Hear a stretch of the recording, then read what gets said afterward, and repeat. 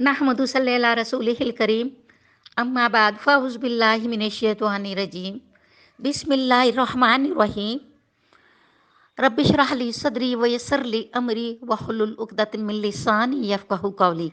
अस्सलाम वालेकुम। कैसे हैं व्यूअर? मुझे उम्मीद है कि आप अल्लाह के फजल करम से खैरियत से होंगे। मेरा चैनल देखने वालों और मेरा चैनल सुनने वालों और मेरे चैनल पर जो इस वक्त मौजूद हैं उन तमाम दोस्तों को शाज़िया नज़र बहुत सारी दुआओं के साथ आप सबको खुश आमदीद कहती हैं। प्यारी बहनों, प्यारे दोस्तों और मेरे मोहतरम भाइयों, आज हम आपको सूरत फातिहा के बारे में चंद मालूमात बताएंगे।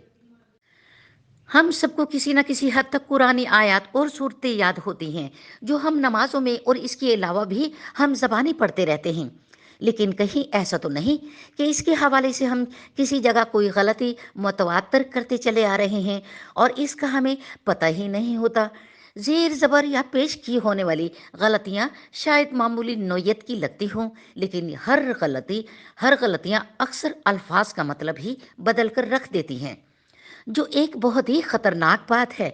वैसे तो अल्लाह ताला की ज़ात गफ़ूर रहीम है और इसकी रहमत से बाय नहीं कि वो ज़बान से नावाकिफ़ अपने बंदों को इस पर माफ़ भी फरमा दे। लेकिन हमारा फ़र्ज़ बहरहाल यही है कि हम सूरतों और नमाज़ों के मामले में बहुत मोहतात रहें।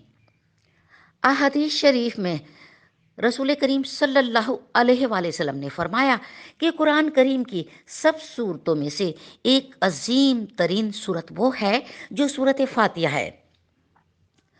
हज़रत उबाद बिन समात रज़ी अल्लाह ताला अन्हो से रवायत है कि रसूलुल्लाह करीम सल्लल्लाहु अलैहि वसल्लम ने फरमाया कि जिस शख्स ने सूरत फातिहा नहीं पढ़ी उसकी नमाज ही नहीं होती। उल्मा के मुताबिक अगर सूरत फातिहा में कहीं एक जगह भी ज़ेर ज़बर या पेश को तब्दील किया जाए तो इस सूरत के पूरे मायने ही बदल कर रह जाते हैं और तब सूरत फातिहा अपनी असल हालत से हट जाती है। और जब हम नमाज में इसकी तिलावत करते हैं तो तब इसकी एक गलती की वजह से पूरी नमाज ज़ाया हो जाती है।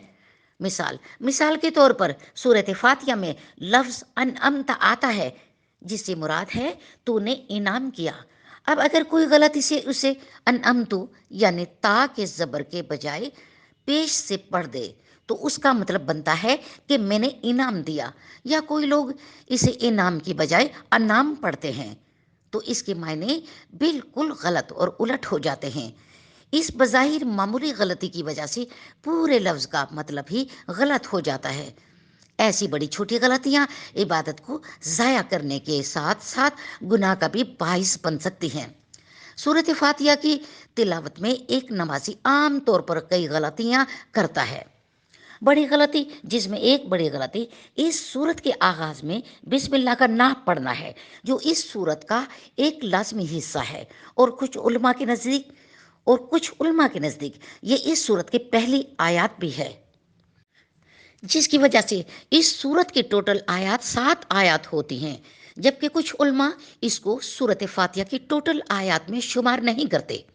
लेकिन इस सूरत के आगाज़ में बिस्मिल्लाह का पढ़ना लाजिम होता है, जिसको छोड़कर या भूलकर ना पढ़ने से सूरत फातिहा पूरी नहीं होती और नतीजतन हमारी नमाज भी अधूरी रह जाती है और ज़ाया हो जाती है।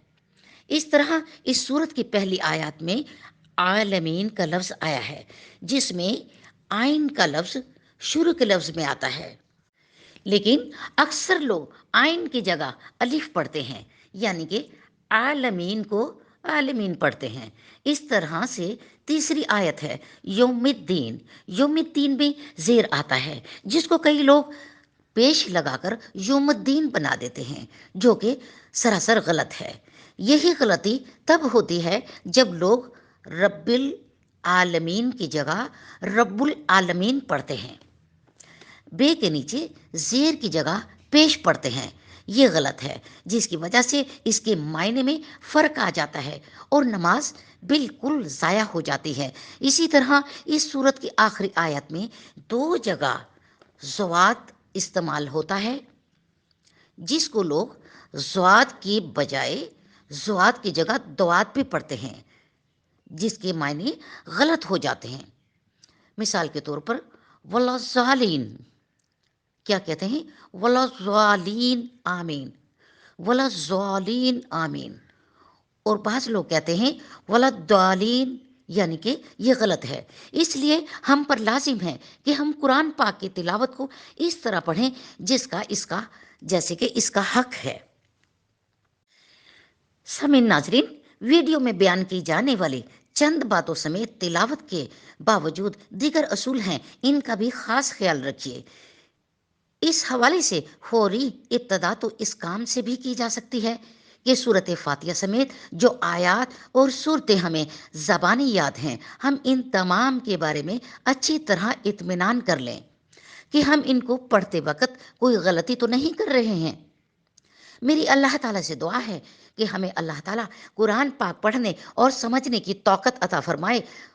جناب محترم بھائیوں، کم از کم کمنٹ میں آمین ہی لکھ دیا کریں یا جزاک اللہ ہی لکھ دیا کریں۔ ویڈیو کے آخر میں درود شریف ضرور پڑھیے گا۔ ہماری دعا ہے کہ اللہ تعالیٰ ہمارا ایمان سلامت رکھے اور ہمیں ایمان کی زندگی عطا فرمائے، اور جب زندگی کا خاتمہ ہو تو ہمارے ساتھ ایمان کی روشنی ہو، اور اللہ تعالیٰ ہم سب کو صحت اور تندرستی والی زندگی عطا فرمائے۔ اللہ تعالیٰ ہمیں سب کو اپنے حفظ و ایمان میں رکھے۔ وظیفہ ود شازیہ نظر کو شیئر کر دیں، سبسکرائب کر دیں، بیل آئیکن کے بٹن کو پریس کر دیں۔ جزاک اللہ۔ شازیہ نظر کو اجازت دیجیے، انشاءاللہ اگلی ویڈیو میں پھر ملاقات ہوگی۔ اللہ حافظ۔